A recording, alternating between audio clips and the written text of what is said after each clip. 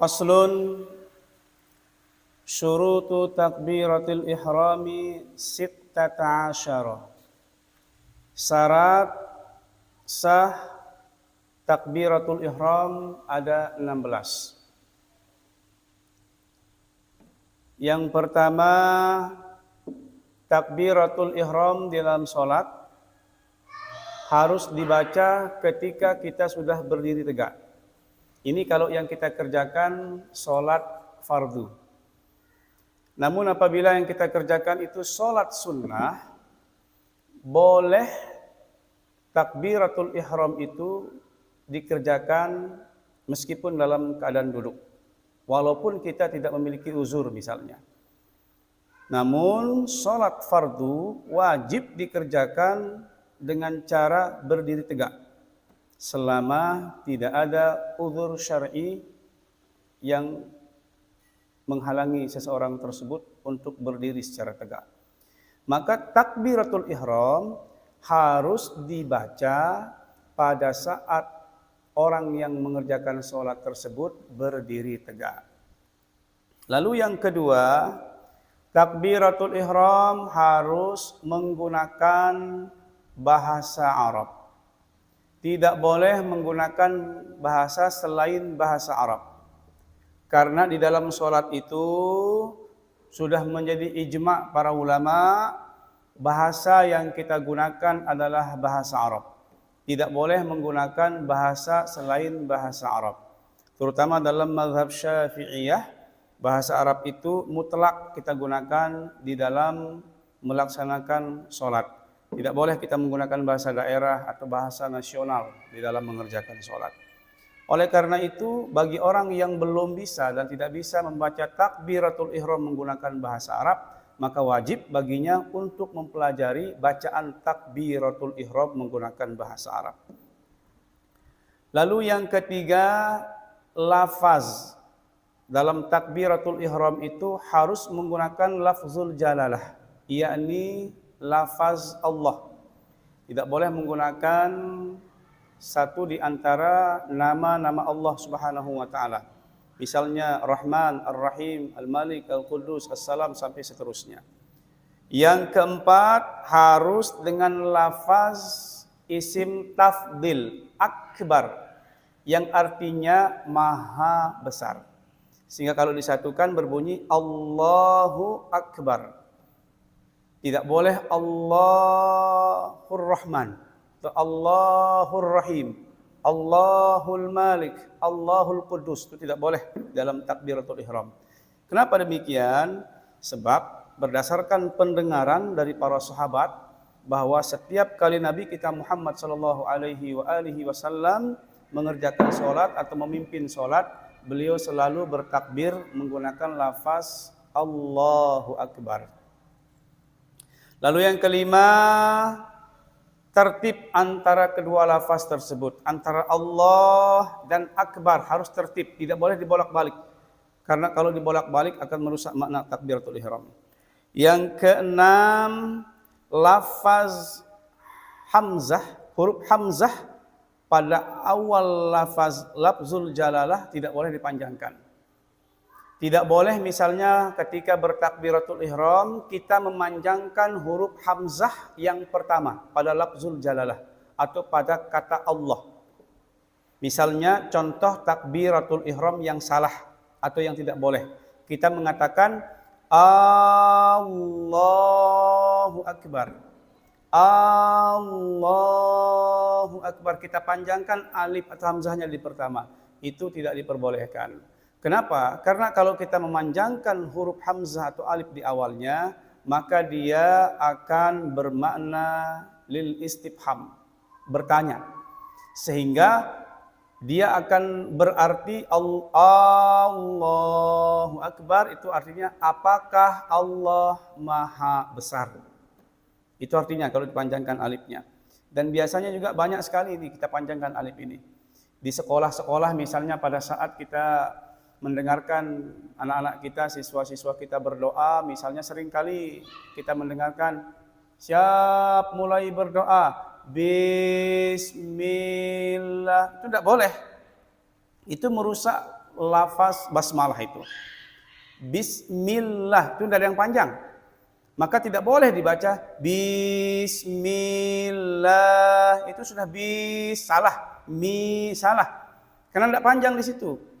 Kalau tidak yakin, lihat aja teks lafaz basmalah. Pasti bunyinya Bismillahirrahmanirrahim. Di lafzul jalalahnya di situ panjang, 2 harokat. Kemudian Ar-Rahman panjang, 2 harokat. Baru kemudian Ar-Rahim, mad aridil sukunnya bisa dipanjangkan sampai 6 harokat. Tapi kalau dipanjangkan di bismi itu sudah salah, tidak boleh. Karena merusak makna dari basmalah. Atau sering juga kita mendengar anak-anak kita berdoa di kelas kalau pulang itu Bismillahirrahmanirrahim. Ini salah semua bacaan basmalahnya ini. Lalu berdoa Rabbi syarah li udah panjang roknya salah. Rabbi itu sudah salah, itu tawallud namanya. Itu sebabnya perlu kita biasakan anak-anak kita membaca. Kalau memang itu doa terdapat di dalam Al-Quran, dibaca dengan tepat. Rabbi syrah li sadri wa yassir li amri wahlul 'uqdatam min lisani yafqahu qawli. Biasakan, karena pendek kalau dipanjangkan akan merubah makna. Sama dengan lafaz tadi, kalau dibaca Allahu Akbar, maka artinya apakah Allah itu maha besar? Istifham jadinya. Yang berikutnya, tidak boleh memanjangkan ba di huruf sebelum huruf ro di akhir isim tabdil akbar. Harus dibaca akbar. Tidak boleh dibaca akbar. Tidak boleh. Kalau dibaca Allah, salah di awalnya. Hu akbar, salah lagi di awalnya. Tidak boleh dipanjangkan. Jadi yang benar itu Allahu akbar. Kalau dibaca Allahu Akbar, salah. Atau Allahu Akbar, salah. Yang lebih parah lagi kalau dua-duanya salah. Allahu Akbar, lebih parah lagi itu. Yang ke-8, ba-nya tidak boleh ditasydidkan pada lafal akbar. Tidak boleh dibaca akbar. Misalnya kalau ada orang yang membaca lafaz takbir ihram menggunakan Allahu Akbar, itu lebih salah lagi, lebih parah lagi. Kemudian yang ke-9, antara lafaz Allah dan akbar tidak boleh ditambahkan huruf waw. Tidak boleh ditambahkan huruf waw. Misalnya Allahu Akbar, huruf alif diganti menjadi waw, sehingga bunyinya menjadi Allahu Akbar. Itu kesalahan yang fatal dalam takbiratul ihram. Sehingga dia berarti Allah dan Maha Besar, merubah makna dan arti daripada takbiratul ihram. Sama dengan waktu mendengarkan azan misalnya kan, ada azan Allahu Akbar, Allahu Akbar. Tidak boleh itu. Suaranya bagus tapi bacaannya tidak tepat. Itu merubah makna lafaz azan yang telah masyhur dari Nabi kita sallallahu alaihi wasallam. Saking indah dan bagus suaranya berbunyi Allahu Akbar, Allahu Akbar. Alif diganti menjadi waw sehingga menjadi wak. Nah, hati-hati ketika kita takbiratul ihram atau ketika kita melafazkan takbir atau ketika kita mengumandangkan azan atau iqamah, telitilah supaya hurufnya, barisnya tidak terjadi kesalahan.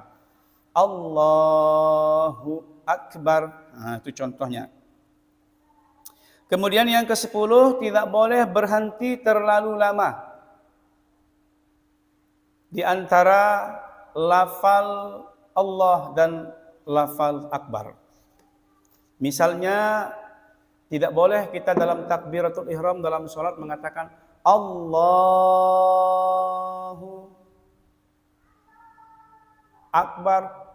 Diam dalam jangka waktu yang lama itu merusak takbiratul ihram.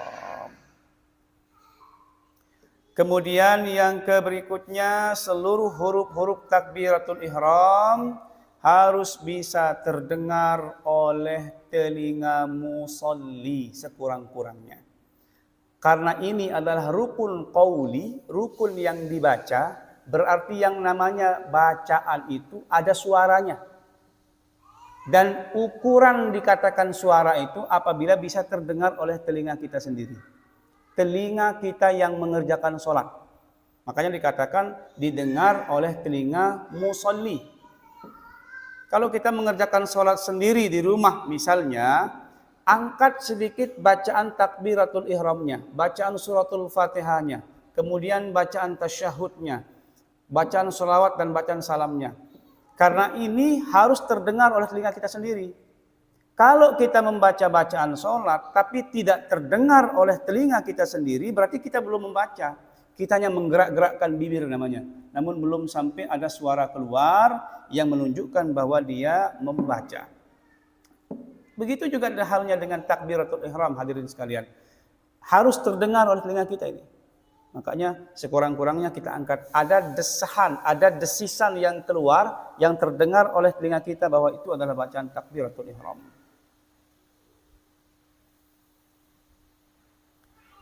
Yang berikutnya, bacaan takbiratul ihram dibaca oleh seorang musolli harus pada waktu dia menghadap kiblat. Pada waktu dia menghadap kiblat.